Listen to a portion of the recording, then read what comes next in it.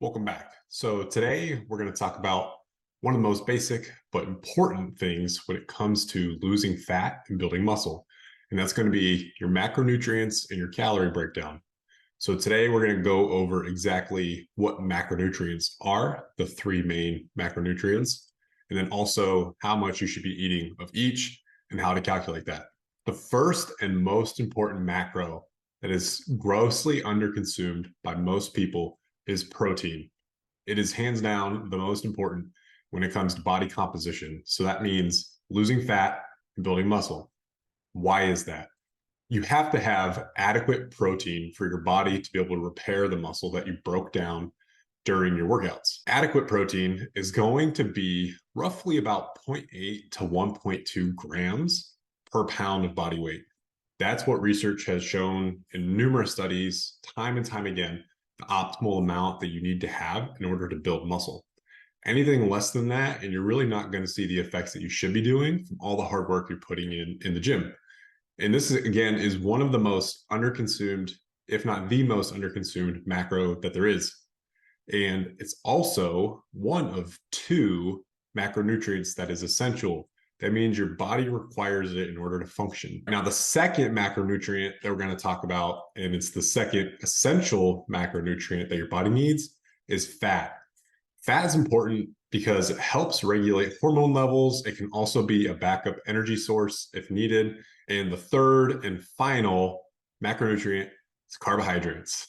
Probably the most demonized macro that there is, but it's very important, especially when it comes to performance in the gym and also even performance when it comes to focus and thinking, because your brain is going to use glucose as its main source of energy and also energy for performing workouts, or if you're a runner performing runs. Carbs are super, super important to be able to perform at a high level. So when you're working on building muscle and you have an intense workout routine, you're really going to need to have adequate carbs as well. Once you have your protein intake that you know you need every day, you have your fat intake that you know you should be getting every day, fill in the rest of your caloric intake for the day with carbohydrates. That's going to give you a good number.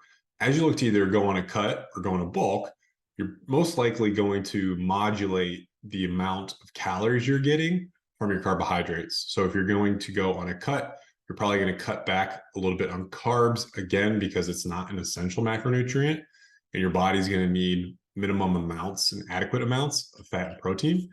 And in the inverse, if you're going to go on a bulk, typically you're going to increase a little bit more on the carbohydrates because you can get a lot more carbs in without feeling as full quickly. Whereas if you eat a lot of protein or a lot of fats, you're going to feel much more fuller quicker. So let's talk about how to calculate your calorie intake. The most accurate way to figure out where you're at right now in terms of a maintenance caloric intake would be to track for an entire week the amount of food that you're eating to get your calories and your macro breakdown. And that's going to be 7 days, ideally. If you can't do 7 days, aim for 3 days with at least a weekend in there to kind of help compensate for weekend days that tend to be more access to food when you're not at work. But you really want to look at a full 7-day picture to see what that average calorie intake is for the entire week. And then also on an average 7-day window, what you're eating for macros. Also on a 7-day average window, what you're eating for protein, what you're eating for fat, and what you're eating for carbs. And then we're also going to weigh ourselves and see what our weight stays at for the entire week. So if we measure all week and let's say we average 2,000 calories and we weigh ourselves and our average weight is 180 pounds and we stayed at 180 pounds for the entire week, then we know our maintenance calories are 2,000. And so that would be our maintenance. And then if we're looking to go on a cut, we would cut from there. If we're looking to go on a bulk, we would increase our calories from there.